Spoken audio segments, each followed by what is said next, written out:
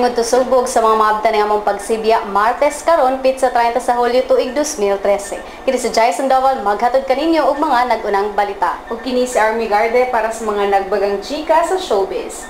Kini ang Sunstar Webcast.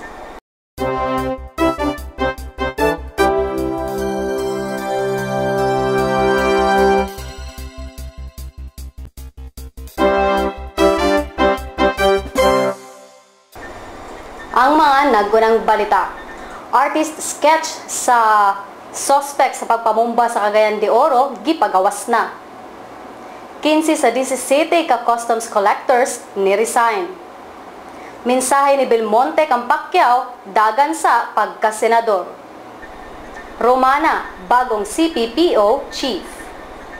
Sa showbiz, Claudine nangayog protection order.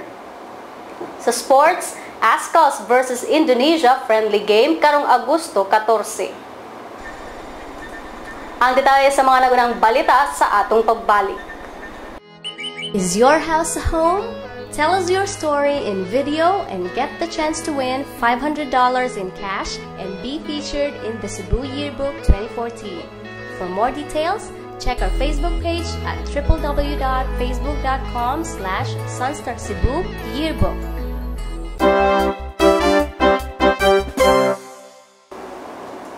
Ang detalye sa mga balita.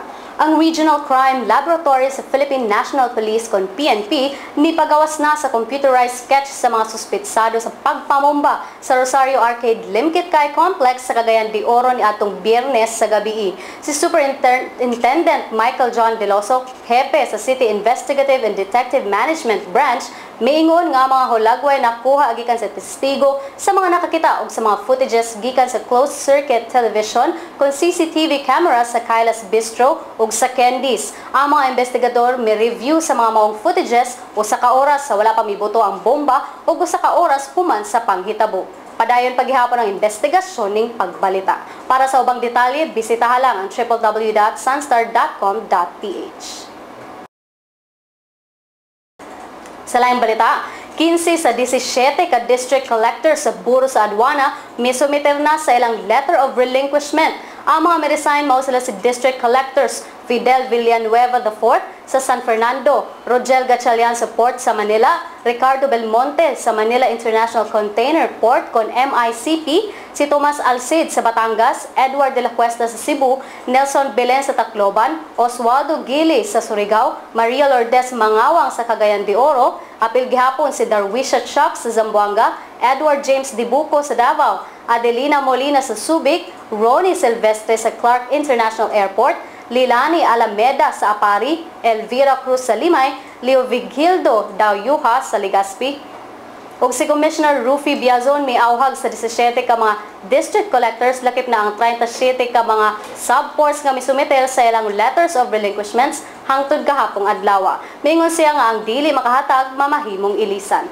Si Presidente Benigno Aquino III mituki sa korupsyon sa Buro sa Aduana niadtong niaging semana sa iyang ikaupat nga State of the Nation address kon SONA. Sukad niadto, daghan ang opisyal sa Buro sa Aduana lakip na si Biazon ang mihatag sa ilang courtesy resignation apan wa kini dawata ni Pinoy. Para sa dugang pang detalye ning balita, bisitaha lang ang www.sunstar.com.ph. Sa laing balita, nakakuha og atensyon ngadto sa labing taas sa Kongreso ang pamahayag ni boxing superstar Manny Pacquiao sa niaging adlaw. Mismong si Speaker Feliciano Belmonte Jr. ang personal nga mitambag ni Pacman nga dili lang unang magdali-dali sa laraw niini nga modagan pagka-presidente sa higayon nga moretiro na kini. Pasabot ni Belmonte nga ngayon una tutukan sa fighting congressman of Sarangani ang Senado ug kini mao iyang himong hagdanan paingon sa pagka-presidente. Para sa dugang detalye, bisitaha lang ang www.sunstar.com.ph. Sa laing balita, gikumpirmar sa Philippine National Police kon PNP kagahapon Lunes nga si Senior Superintendent Noli Romana na ang bagong director sa Cebu City Police Office kung CCPO. Gihuli pa niini si Senior Superintendent Mariano Natuel Jr. ug sa usa ka news conference kagahapon ni komento si Cebu City Vice Mayor Edgardo Labella nga maayo kini nga lakang sa PNP. Kay numduman nga gusto ni Cebu City Mayor Mike Rama nga si Romana ang magdumala sa kapulisan dinhi sa Subo. Samtang si Natuel nagkanayon nga wala pa kini kadawat sa maong direktiba gikan sa Camp Crame apan naing nanagkini sa buhatan sa Police Regional Office sa Central Visayas ni adtong Lunes. Kasamtangang ibutang si Natuel sa PRO Central Visayas samtang gihuwat niini ang iyang bag-ong assignment. Gibutyag usab ni Natuel nga isip usa ka police officer normal ra gyud nga magbalhin-balhin og assignments. Mosunod ang kapalaran gikan sa Sunstar Super Balita.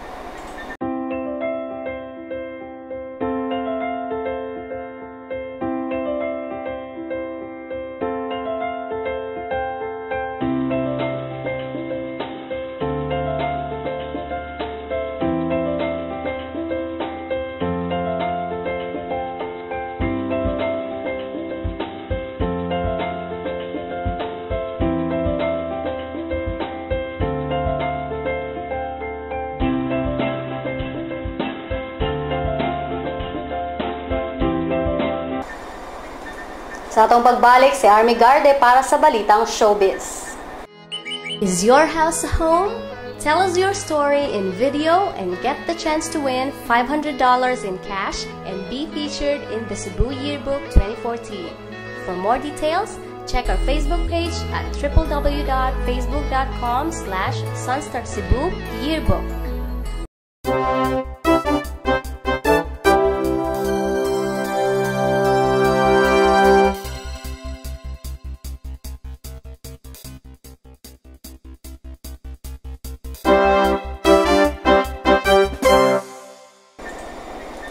Sa showbiz balita, nipasaka si Claudine Barreto og Temporary Protection Order kon TPO batok sa iyang estranged husband nga si Raymart Santiago sa Marikina Regional Trial Court kagahapon sa buntag Lunes.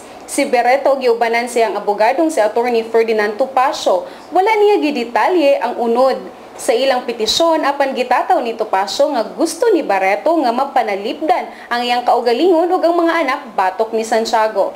Ang aktres ni hangyo nga dili na makaduol nila si Raymart kinsa giingong na nag-iya og high-powered firearms. Sa laing showbiz balita, Super Sirena trending. Nag-trending sa Twitter ang nidaog sa Super Sirena 2013 ang beauty contest sa mga transgender sa 8 Bulaga niadtong Sabado.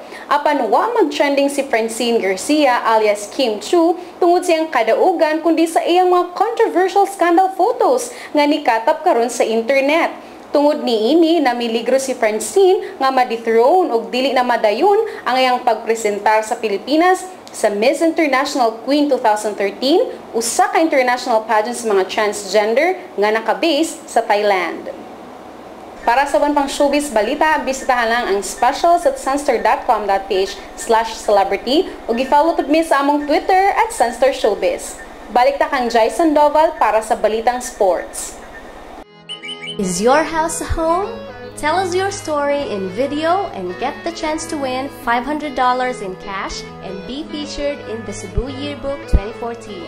For more details, check our Facebook page at www.facebook.com/SunstarCebuYearbook.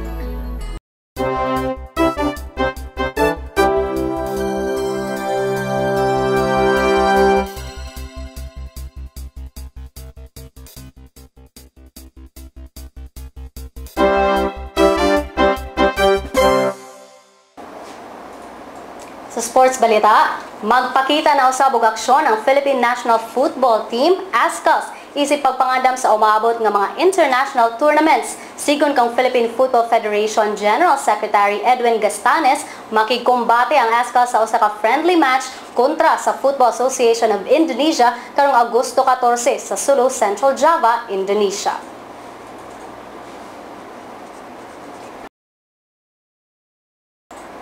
Sa laing sports balita, sa atong Ironman 70.3 Philippine Sunstar Special, atong sutaon ang preparasyon sa usa ka local triathlete nga si Brian Dominic Padilla.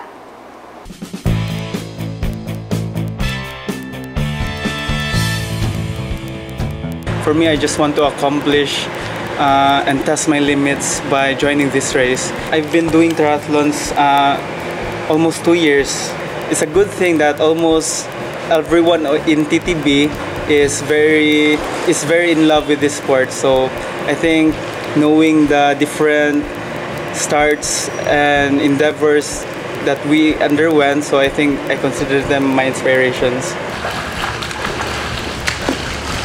I started my training after Sinulog because I promised to myself that after Sinulog, I will train for the 70.3. So at first, I joined the delegate race in February. So I started swimming here in Holiday. So I have many friends who are my inspiration. So they always teach me the proper form and give me some drills. So that's included in my preparation in swimming. So in cycling, me and my friends and my teammates in TTB, we started usually in Manila Memorial in Luan. Then we go to Sugod in Alegre Beach Resort. Long rides is very important, so I think that's very important also in preparation for the Ironman 70.3. Then usually in running, I'm a runner. I started running, so I think that's not one of my problems. But I wanted to go fast this year, so I started training in Abiliana, then listen to the tips from different coaches. So I hope that my performance this year is very good. So I hope that it will be a good race for me. It's very interesting because for me, the three disciplines are the most difficult and tough endurance sport. Brian Dominic Padilla, 27 years old, and I'm ready for the Ironman 70.3 Philippines. Makita usab ninyo ang traffic advisory ug uban pang update sa Ironman 70.3. Bisitaha lang ang specials.sunstar.com.ph/sports. Sa Lotto results, wala gihapoy nakadaog sa Mega Lotto 645 nga nagkantidad og kapin sa 40 milyones ka pesos. Wala usab nakadaog sa Grand Lotto nga may premyo nga 30 milyones ka pesos. Bulahon karong gabi ang Super Lotto 649 ug Lotto 642.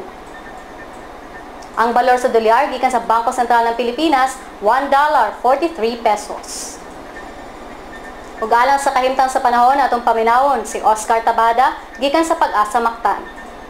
Doon na kita yung low pressure area nga nakini may butang sa gilayong 230 kilometros kasagpang bahin sa Ambulong, Batangas. O kini gisumpayan usab sa intertropical convergence zone nga makaapekto kini sa tibok nasod. Ang dakbayan og laliwergan sa Subo ingon man ang Negros Oriental, lakip ng Dumagiti ingon man ang Siquijor. Makasinati karong madag-umong ng kalangitan o kusog-kusog na hangin, inabalansap kining mahinay nga mga pangulan karong adlaw ingon man ugma. Mani ini, maduna sab kitay makusog-kusog nga mga pangulan o panunugkilat sa Huwebes sa gabi. Mapanganuron ang kalangitan gikan sa Biyernes ngadto sa Sabado. Ang tagbilaran ingon man ubang bahin sa Bohol, madagumon sab kini o aduna sa kini kusog-kusog nga hangin gikan sa Bagat, inubanan usab kini mga mahinay nga pangulan, unya makusog kini karong gabi ang mga pangulan ug dulog-kilat. Mahinay ug adto sa mahinay nga hangin ug adto kusog-kusog ang gikan sa Miyerkules ngadto sa Biyernes sa gabi, unya mapanganuron kini sa Biyernes. Mahinay nga kusog-kusog nga hangin gikan sa Bagat ang Muros ug ang dagat sa baybayonan ini may pagkabadoron. Gikan mo nas Pag-asa Mactan, Oscar Tabada. Og sa dili pa nato tapuson ang atong pagsibya karong adlaw, gahapon Army doon na nakita yung mga nadawat nga mga contributions sa ilang Ironman 70.3 Philippines Best Training Photos. Kini sila mao si Doc Kingking Perez ug apil usab si Adrian Katingog. Yes, Jai. Kining mga hulagoy nila makita sa atong Facebook page sa Sunstar Philippine News. Padayon natong giawhag ang atong mga higalang triathletes nga mosalmot o mo-contribute sa ilang mga Ironman Best Training Photo. Pwede kini nilang i-post sa atong Facebook page sa Sunstar Philippine News ug sa Twitter, i-mention lang ang @SunstarOnline, gamita ang hashtag na #IronMan73Philippines. Yes, pwede sa kining ninyo i-send sa sunxdesk@gmail.com. At angan pod nila jay karong simana ang atong mga Ironman special. Makita kini nila din sa atong webcast ug ang kinatibuk-an makita nila sa specials at sunstar.com.ph/sports. Para sa uban pang mabalita karong adlaw, bisita lang www.sunstar.com.ph. So gi-follow pod mi sa among Twitter @sunstaronline ug i-like ang among Facebook page Sunstar Philippine News. Dinhi natapos ang atong balita karong adlaw. Kini si Jason Doval Ug kini si Army Garde. ug kini ang Sunstar Webcast.